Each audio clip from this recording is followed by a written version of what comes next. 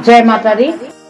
सुहागनों का पर्व, विशेष पर्व जिसे करवा चौथ कहते हैं, आज हम करवा चौथ व्रत की कथा कहेंगे। उसके साथ भगवान गणपति जी की कथा जिसका विशेष महत्व है।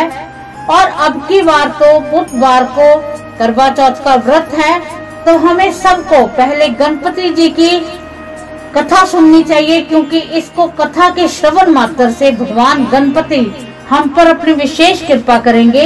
हमारे सौभाग्य को वो बहुत उन्नति भी देंगे और हमें सौभाग्यवती होने का आशीर्वाद भी देंगे।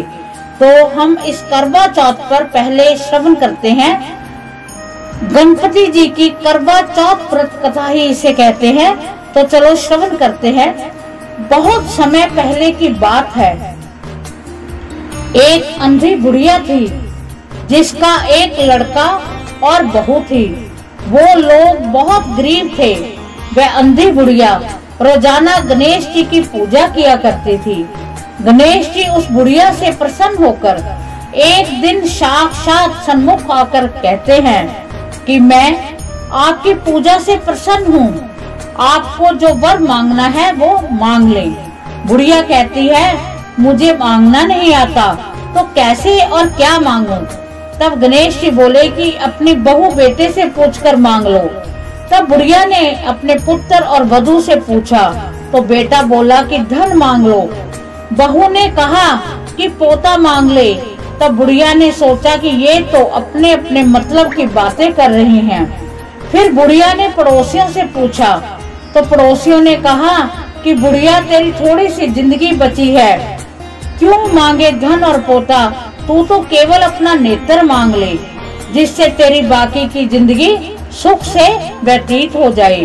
उस बुढ़िया ने बेटे और बहू तथा पड़ोसियों की बातें सुनकर घर में जाकर सोचा कि क्यों ना ऐसी चीज मांग लूं जिससे मेरा बेटा, बहू और मेरा सबका ही भला हो जाए। जब दूसरे दिन श्री गणेश जी आए और बोले कि आपको क्या मांगना है, कृपया बताइए, हमारा वचन है जो आप मांगोगी वो सब हो जाएगा। गणेश जी के वचन सुनकर बुढ़िया बोली कि हे गणराज, यदि आप मुझ पर प्रसन्न हैं तो मुझे 9 करोड़ की माया दें, निरोगी काया दें, अमर सुहाग दें, आंखों में प्रकाश दें, नानी पोते दें और समस्त परिवार को सुख दें, फिर अंत में मोक्ष दें। बुढ़िया की बात सुनकर गणेश जी बोले, बुढ़िया माँ, तूने तो मुझे ही ठग लिया। खैर, जो कुछ तूने मांग लिया वह सभी तुझे मिलेगा। यूं कहकर गणेश जी अंतर ध्यान हो गए। गणेश जी जैसे बुढ़िया माँ की मांगे अनुसार आपने सब कुछ दिया, वैसे ही सबको देना और हमको भी देने की कृपा करना। इस प्रकार भगवान गणपति जी की ये कथा समापन होती है। भगवान गणपति हम सब पर अपनी विशेष कृपा बनाए रखे। अब हम श्रवण करते हैं करवा चौथ की व्रत कथा। एक साहूकार के 7 लड़के और एक लड़की थी। सेठानी के शहर अपनी बहुओं और बेटी ने करवा चौथ का व्रत रखा। रात्रि को साहूकार के लड़के भोजन करने लगे तो उन्होंने अपनी बहन से भोजन के लिए कहा।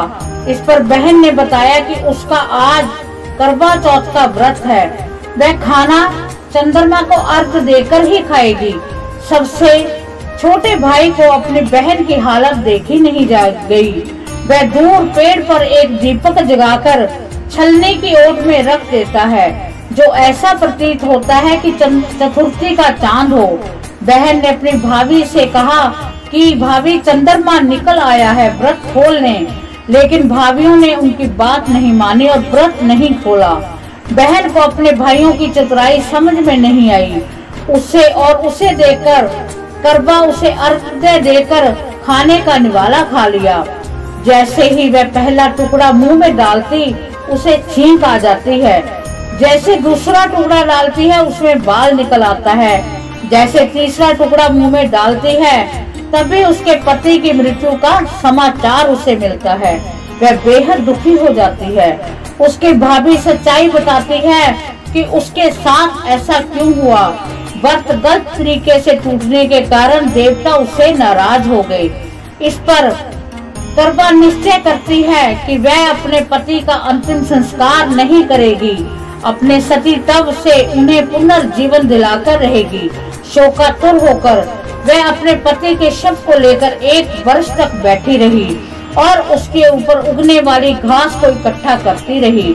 उसने पूरे साल की चतुर्थी का व्रत किया और अगले साल कार्तिक कृष्ण चतुर्थी फिर से आने पर उसने पूरे विधि विधान से करवा चौथ का व्रत किया।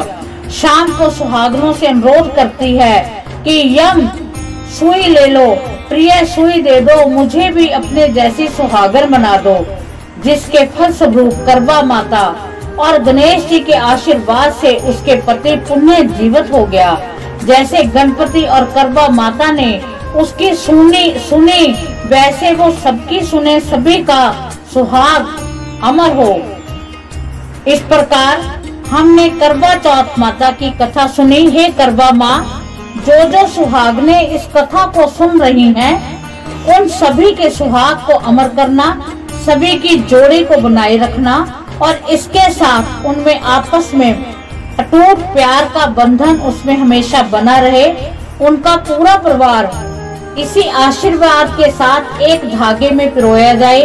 किसी को किसी भी बात की कोई शंका ना हो।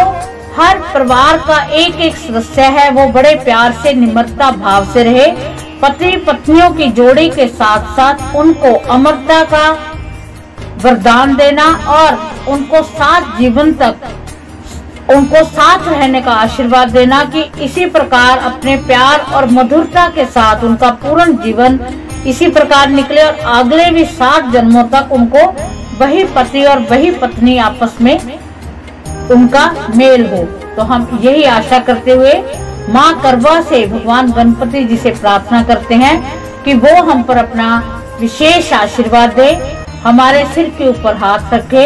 हम उनके चरणों में कोटि कोटि वंदन करते हैं, करोड़ों बार उनको नमन करते हैं और इसमें अगर कोई गलती हो गई है उसके लिए हम क्षमा जांचना भी चाहते हैं। तो इसी के साथ जय माता दी, जय माँ करवा।